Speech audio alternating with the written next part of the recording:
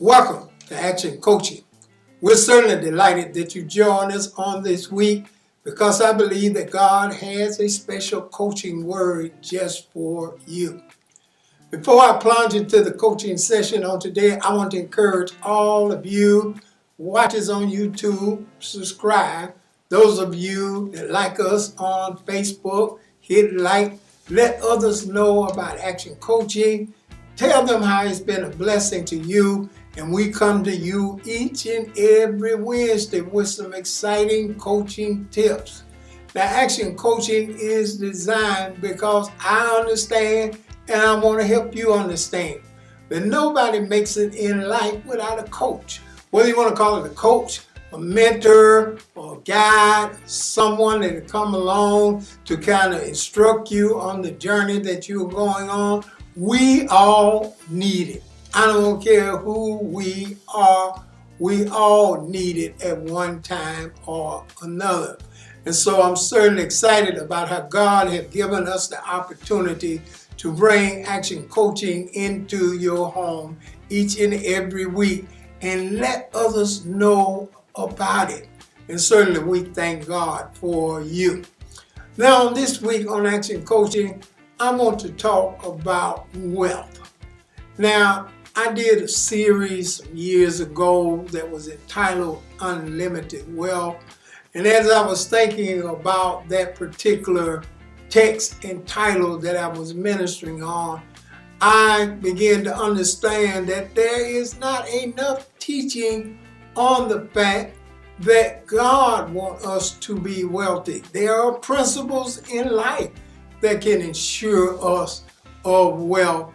And that is the plan of God. That is the desire of life. And I know a lot of people that are watching me or have watched me understand they have desires to want to have more wealth in their life so that they can meet many things and do things for others and outreaches and all of those things. So I'm just going to talk about this particular subject on today, just define some principles, some things we got to understand about having wealth.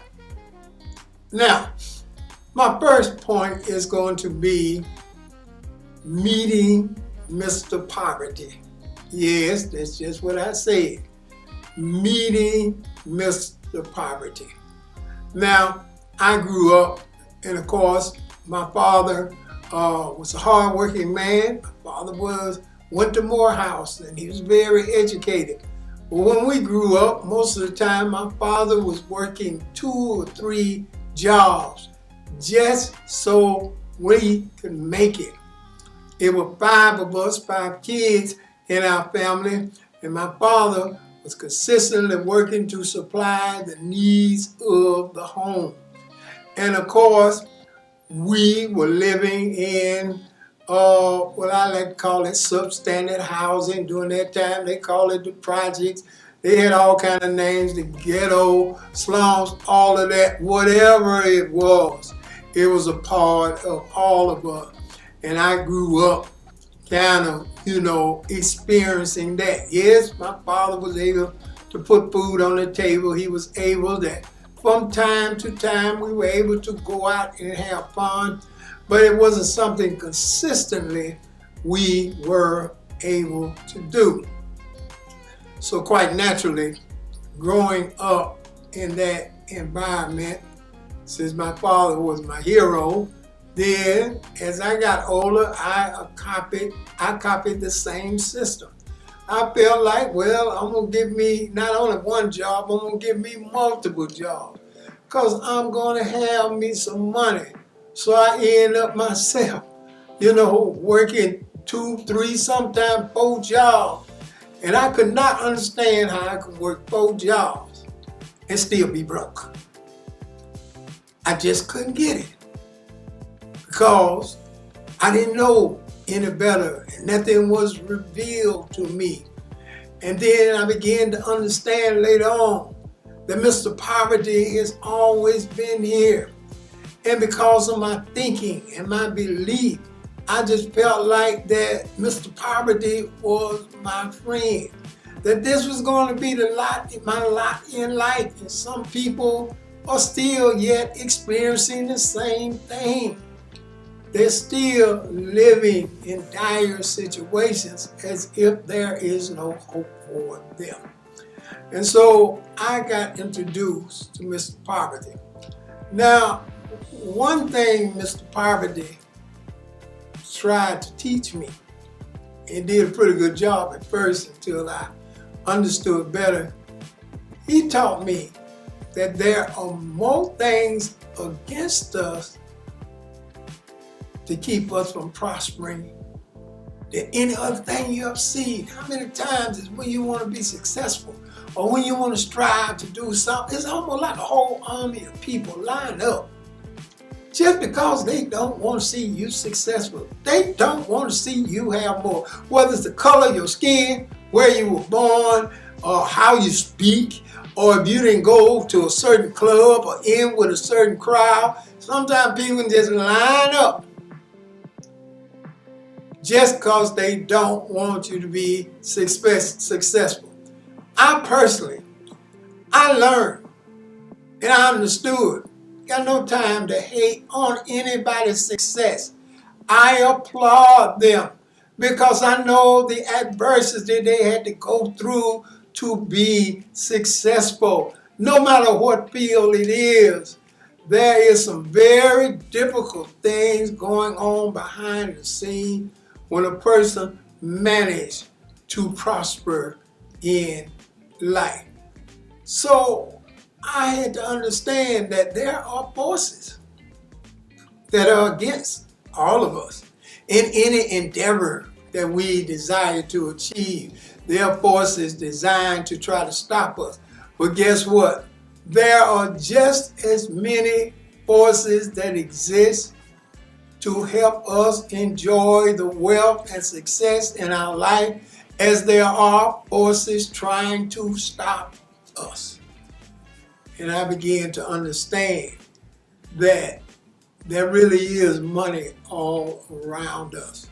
There's opportunity all around us. Every day in our life, we are seeing consistently people who had nothing. Now, some of the richest people in the world. People who were born in all kinds of difficulties, dug themselves out of their situation, and they have made themselves into some of the most noted people in society. Now, if it can happen for them, it can happen for anybody else. So let's just talk about a few principles here on action coaching that perhaps will help you. Now, I know a lot of people might not want to hear, but to me, the Bible is the best success book I have ever read. Most people just look at the Bible and say, well, that's a church book. No, that is a principle to success book. It is a principle, it has principles of success that have been tried and proven time and time again, and they keep on working. Now, you can't blame an individual because the rules are there, and if you work the rules, then you can experience the prosperity, and that is what the Bible to me is all about. Now, while I'm here talking about the Bible, let's discuss that. Isn't it amazing that a lot of times the world system is when we get into church, then that's another place that they want to use to keep us from being financially successful. The attitude about religion, ministry, or the church is we should be poor and humble people. We should not prosper. We should not be able to enjoy the things in life because after all, their scenario is Jesus was poor. By no means was Jesus poor. He chose to do certain things, but you don't call somebody King of Kings. that's raising the dead, opening blinded eyes. I don't think that individual is exactly the poor you're talking about. Because if Jesus was here in our day, then he would have the largest health facility in the world, because he could get people healed and delivered. But the issue is, when you get that mindset, then there are tools in place to fight even churches and ministries prospering. Nobody has a problem with a football team prospering. Nobody has problems with a nightclub prospering. Nobody has problems with any of the other things that are prospering. But when it comes down to the prosperity in religion or in the church, that's an issue. Now, I don't want you to go anywhere. I'll be right back to talk to you.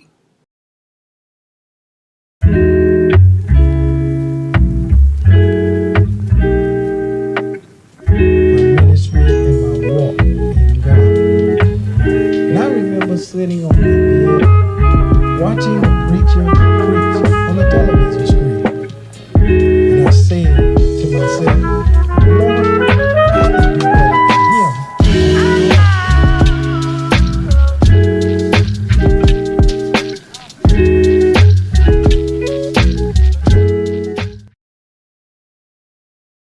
Welcome back.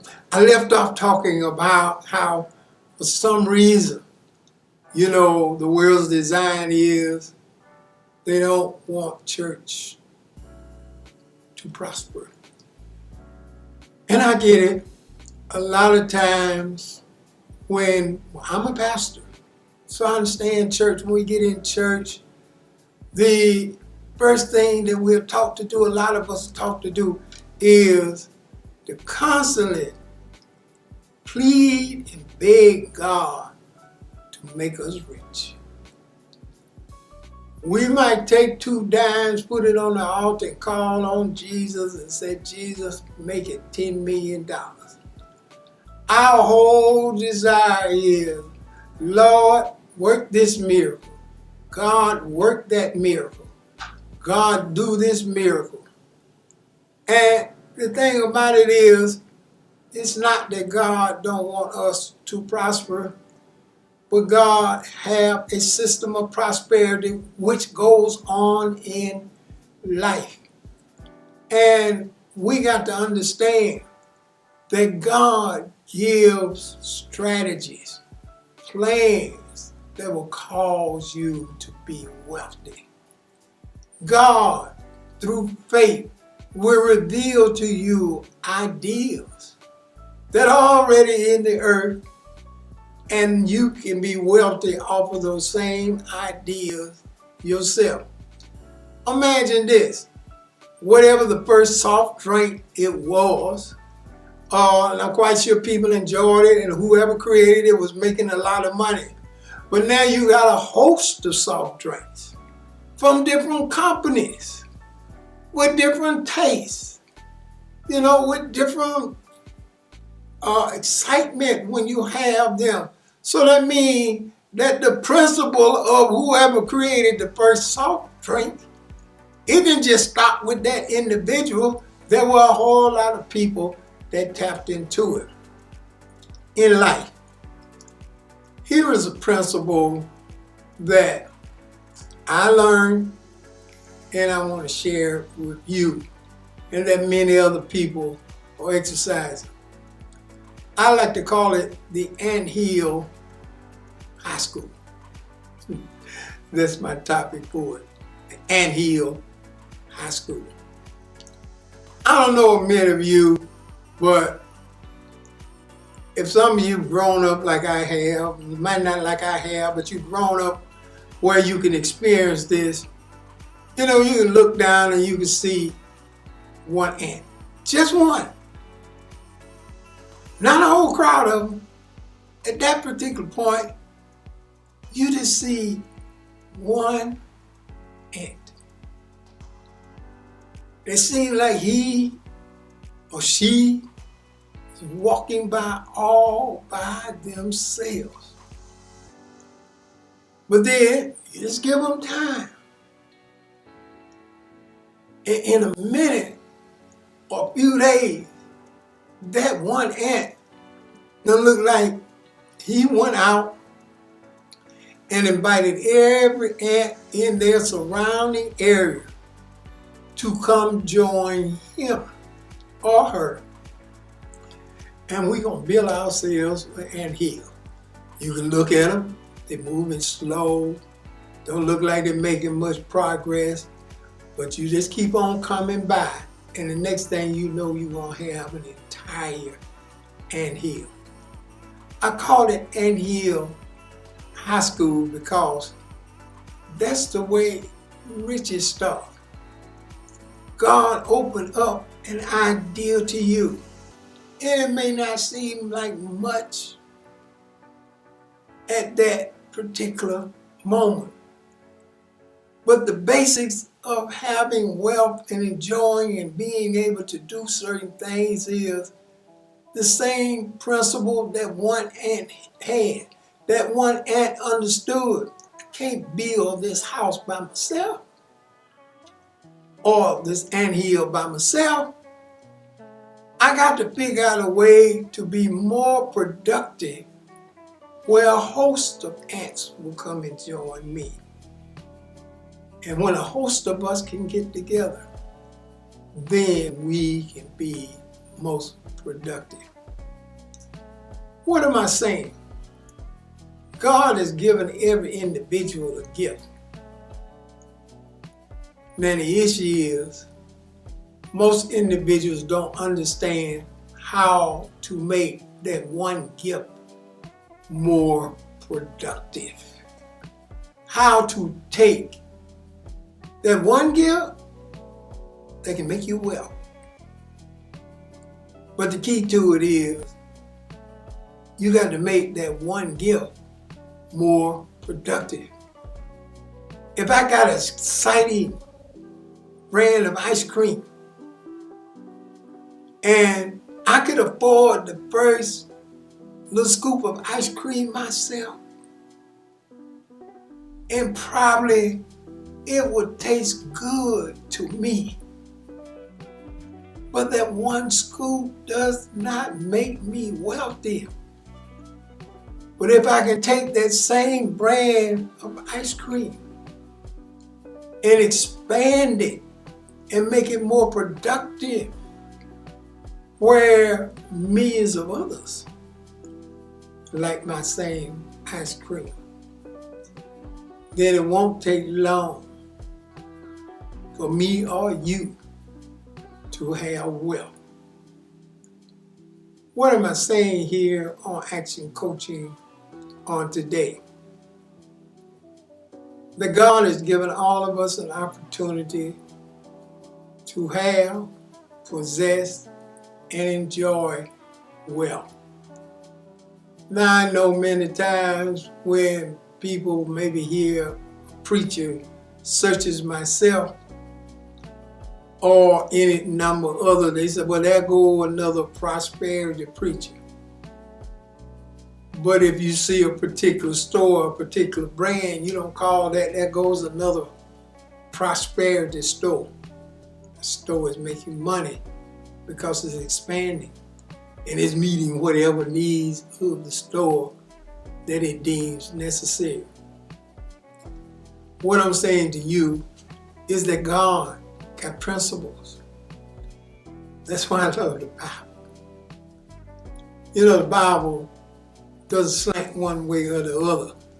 The Bible just simply said, if you obey these principles, then everybody's subject to get the benefits of the Bible. And it's not based on somebody trying to stop you, somebody trying to hinder you. You just understand that the principles work. And I understood myself that when God gave me, see, God opens divine ideas to everyone. And some people are flowing in their ideas, they just choose not to expand it for this reason. And I'm going to talk on my last point. There are two types of theologies in the world that exist in everybody. You got one theology where a person says, if I can just get enough money to pay off my credit cards and my bills, I'm going to be so happy. In other words, I heard people say, I'm going to have a care in the world if I can get just enough money to do that. Child, I don't want to have no bills. I don't have nothing I got to pay. I just want to wake up in the morning and everything paid off and I'm good. Now see, that theology is a limiting theology. And a limiting theology robs you of all of the great things you can do and introduce to the world if you're prospering and enjoying more wealth. The other theology is the unlimited theology, meaning that through faith there is no limit to what I can do and what I can have so that I can do more things in life. And that's the whole key to the unlimited wealth. Understanding that God wants to unlock a greater future for you and you can benefit even the more. My God, I just was getting cranked up on this action coaching and I got to stop. But I want you to know, if you want me to teach you on this some more, reach out on social media and let me know. Say, yeah, Bishop Jackson, I want you to talk some more on that. You spent 2 or 3 weeks on that, and I'd love to hear from you and love to do that. Let us know that you have richly enjoyed these action coaching sessions because everybody needs them. And we would love to know that so we can keep ministering to you. Thank God for the session on today. Now, I don't want you to go anywhere. I'll be right back to talk to you. Tap somebody and say, I'm made for miracles.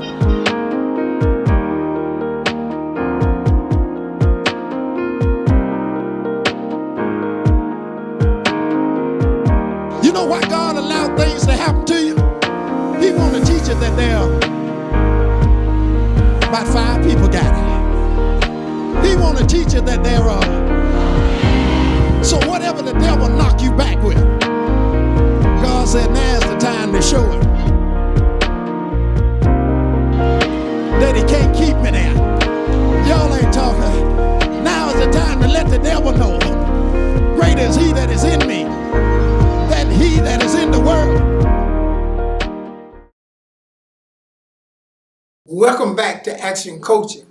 Oh, we've had a time today, and I know you have been richly blessed on the teaching concerning wealth. Now, come on. Everybody loves to enjoy wealth. And I want to let you know wealth ain't just for 1 or 2 individuals. It's for everybody that tap into the principles of God, and they can have it, and I know you can too. Before I leave you on today, I want to encourage you to sit down and sow a generous seed faith offering for the support of Action Coaching. There's a link in my bio that will give you an opportunity to sow unto Action Coaching, and I know that God is going to continue to richly bless you. Some say, man, why am I sowing to Action Coaching? Well, I like to say it this way. If the benefit of Action Coaching is helping you move farther in life, then you want to make sure that you support endeavors just like that. And I want to encourage you to sit down and sow a generous seed faith offering to Action Coaching. Some can sow 100, some can sow 200, some are more prosperous, they can sow more. But it just keep Action Coaching expanding and reaching so many people. I love to hear from you. Go to that link, it'll give you all of the information. And as I do each and every week, I want to encourage you Share the word with a friend and keep the word in action.